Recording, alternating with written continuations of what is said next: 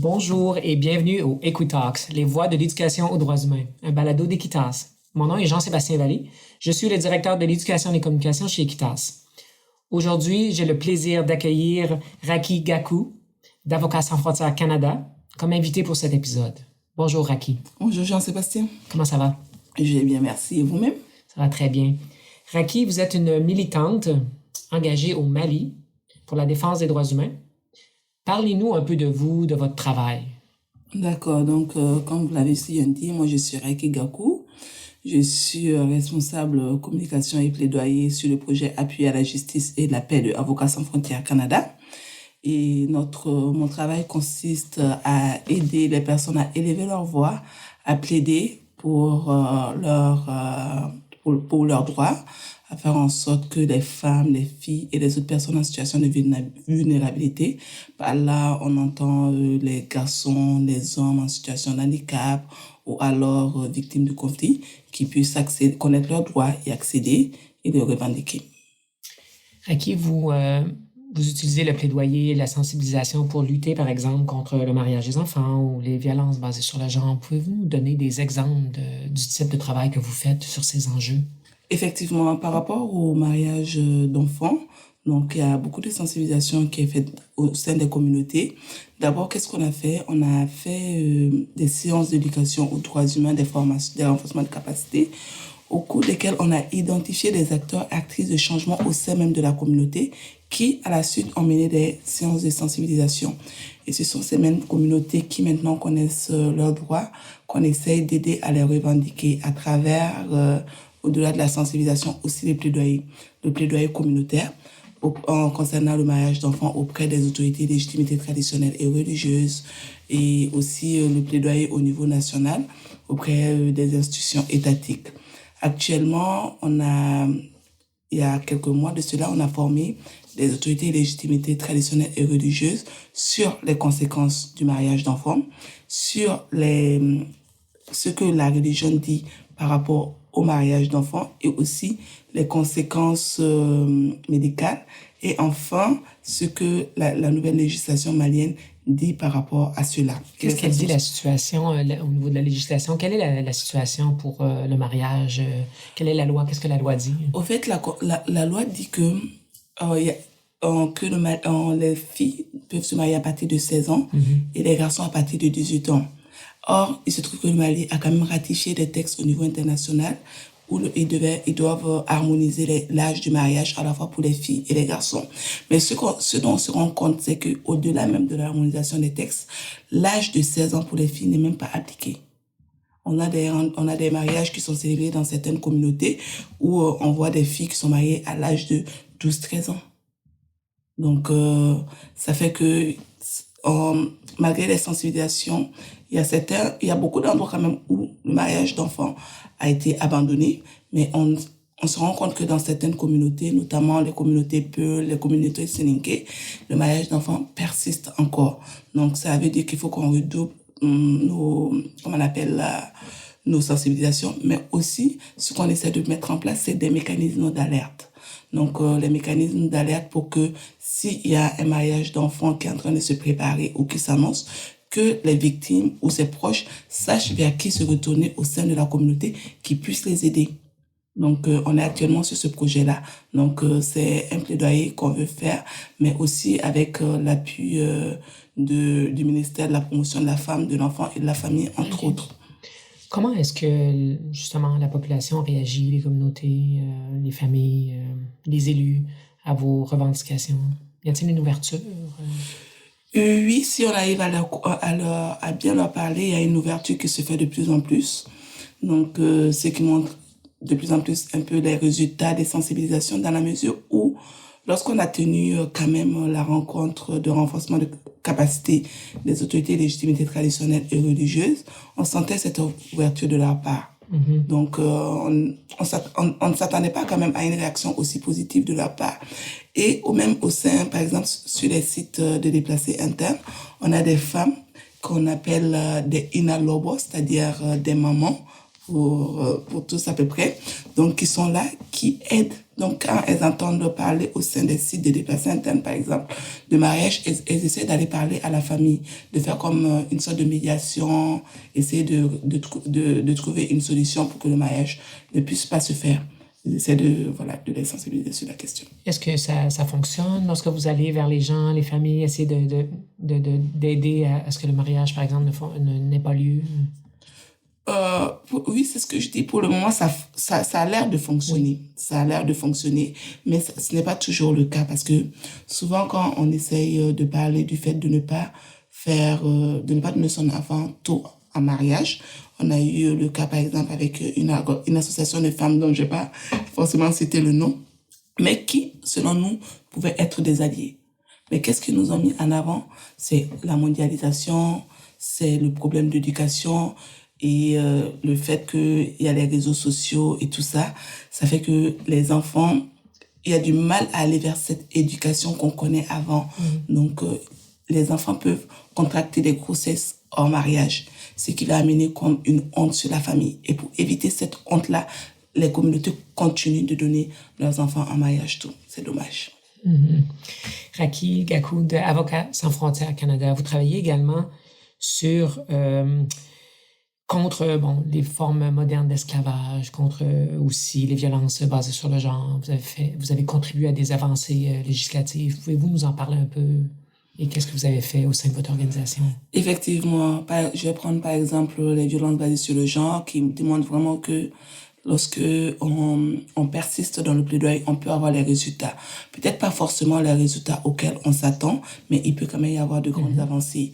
Pourquoi je le dis? Parce que dans le cadre du projet Justice, Prévention, Réconciliation, le projet JUPRA, qui était là avant le projet JUPAX, il y a eu des organisations de la société civile, des leaders religieux qui se sont rassemblés. Il y a eu des argumentaires qui sont sortis en faveur d'une loi contre les violences basées sur le genre.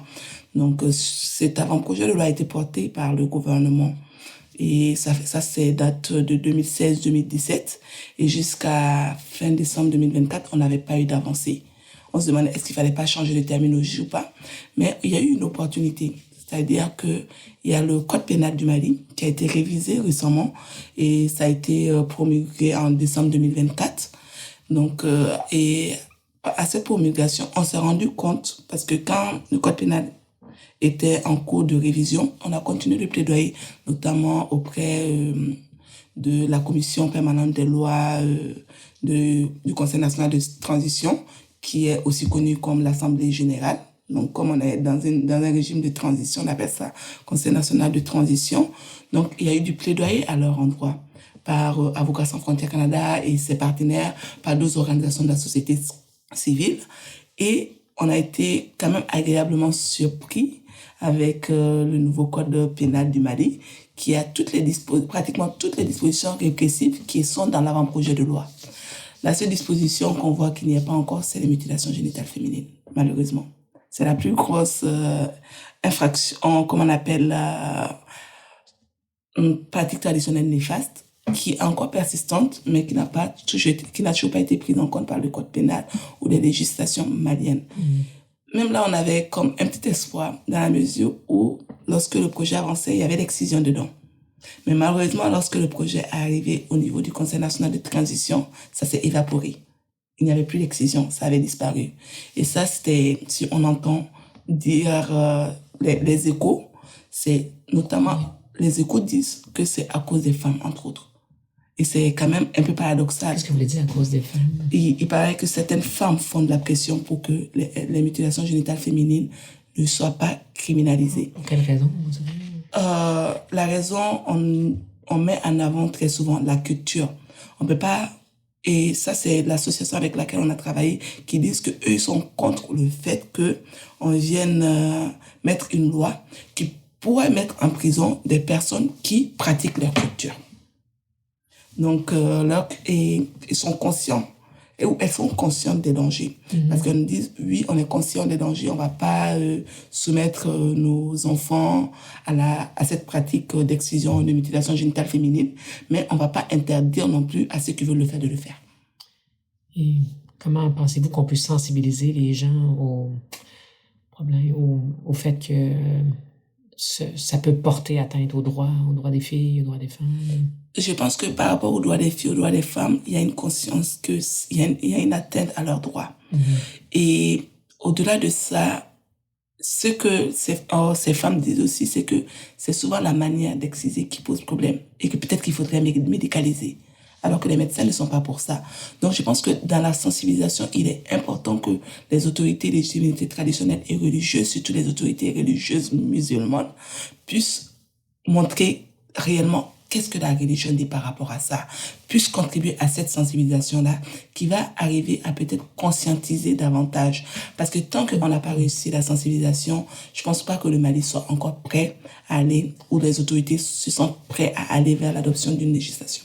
D'où l'importance de l'éducation aux droits humains, d'éduquer aux dangers de certaines pratiques ou de défendre les droits humains de tout le monde, incluant les filles et les femmes.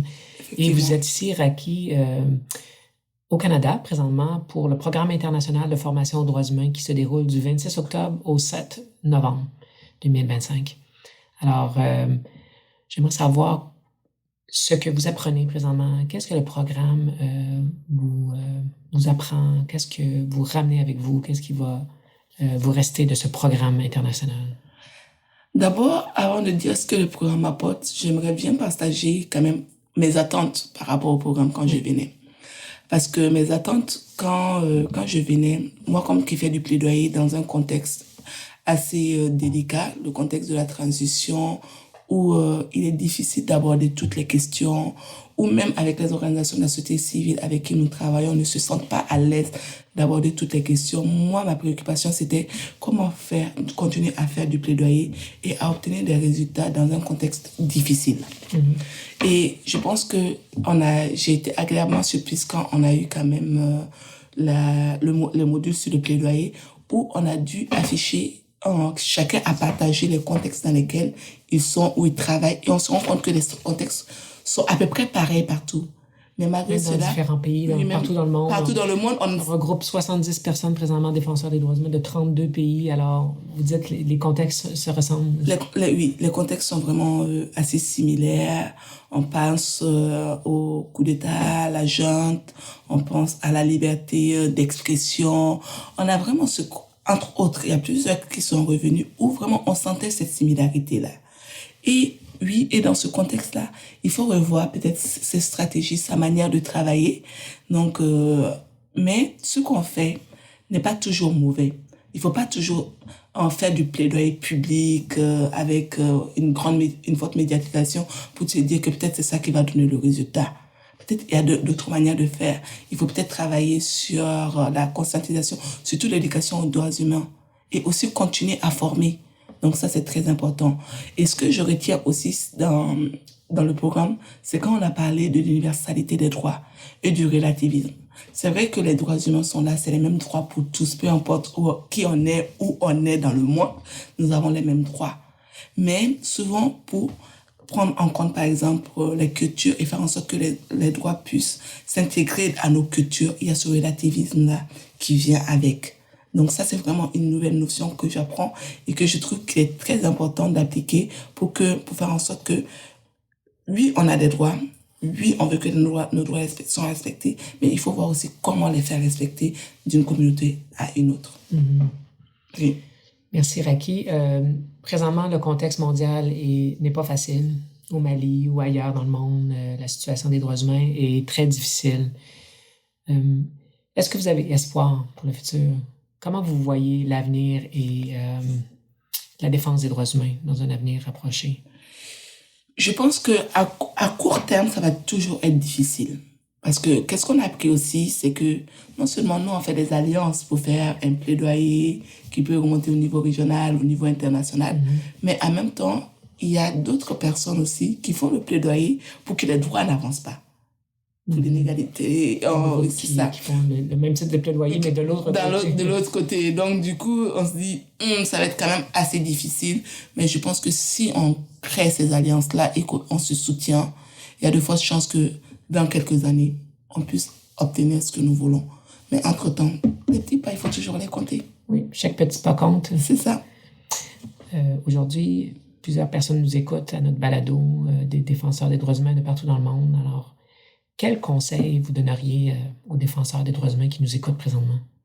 Moi, je dis que par rapport à la défense des droits humains, il faut vraiment qu'on se soutienne, qu'on se donne la main et que on regarde l'objectif final que l'on veut atteindre. Donc, et par rapport à ça, gardons espoir. Gardons espoir. Merci beaucoup, Racky Gakou, d'Avocats sans frontières Canada du Mali, défenseur des droits humains du Mali. Je vous remercie énormément pour votre temps. Ce fut vraiment un plaisir d'échanger avec vous. Merci d'avoir écouté cet épisode et restez à l'écoute pour d'autres dialogues inspirants sur l'éducation aux droits humains. Merci Jean-Sébastien. C'était un plaisir.